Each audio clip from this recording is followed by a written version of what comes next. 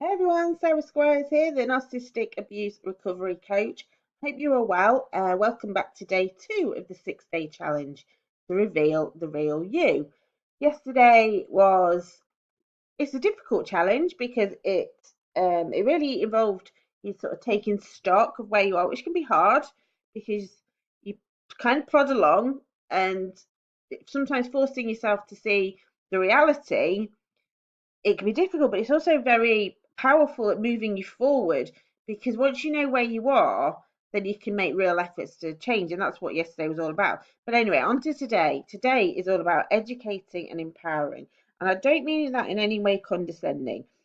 By educate, for me, I get real power, if that's the right word, out of understanding something.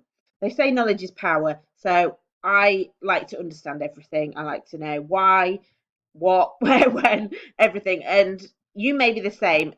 So today is all about educating and empowering. So let's get on with the first task, which should make things a bit clearer.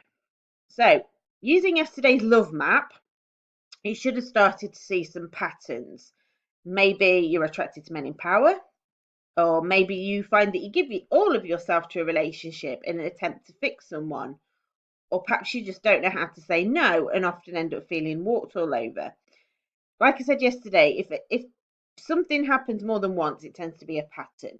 And these patterns usually have their origins in our childhood and can form subconscious beliefs which drive what we do on an unconscious level. So today we're going to look at what they are so that we can empower you to move past it and create these patterns.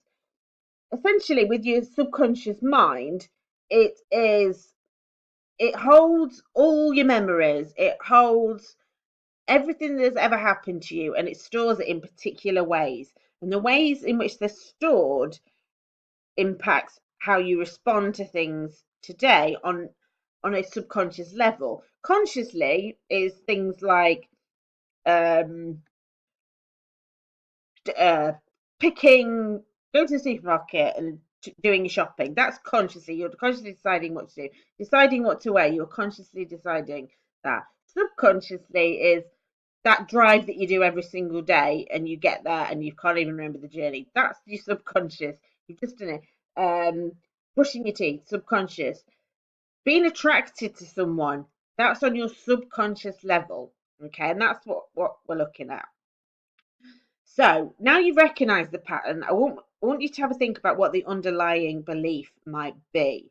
So, for example, if you choose relationships where the person is emotionally unavailable, which narcissists tend to be, it may be because your mother or father was emotionally unavailable to you.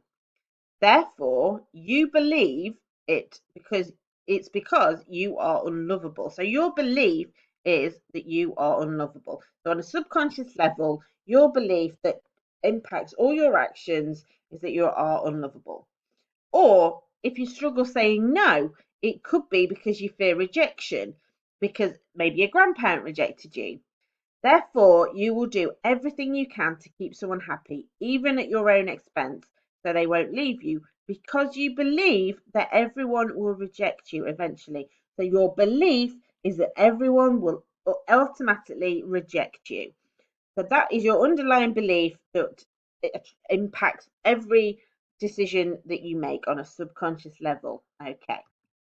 This is where we move forward with this. So once we've identified it, we're going to smash it to pieces. Basically, we're going to change your whole belief system so that you can start making healthier beliefs, so that you subconsciously are making healthier choices. So these are some important questions to ask. The first one is this belief true? I'm sure you can think of lots of examples to prove that it's not true. For example, your belief might be that you are unlovable, but your children love you. You may have a pet, your dog loves you, your friends love you, your family love you. There are lots of examples that prove that is not true. So what would a healthier belief be? Try and think of a few, and then you can have a play with them and see which one feels best to you.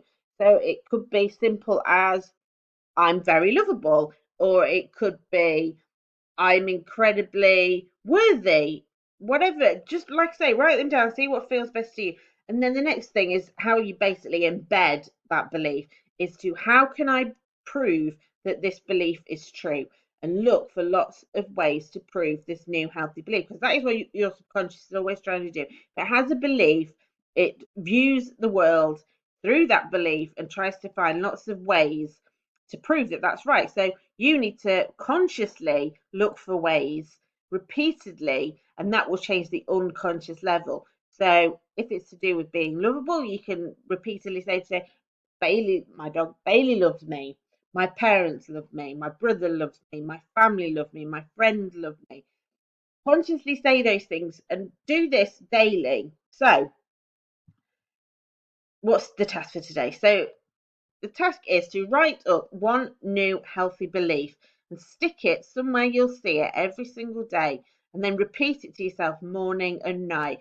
And just to keep you accountable, post a picture of your belief in the comments below. We don't need to see what the belief is as in the written bit. Just post that you've where you've actually hung it so that you can see it. Okay, so like I say, get the most out of the challenges. Do get involved. It'll keep you accountable and it'll improve your results in the long run. And see you tomorrow for challenge 3. Take care. Bye bye.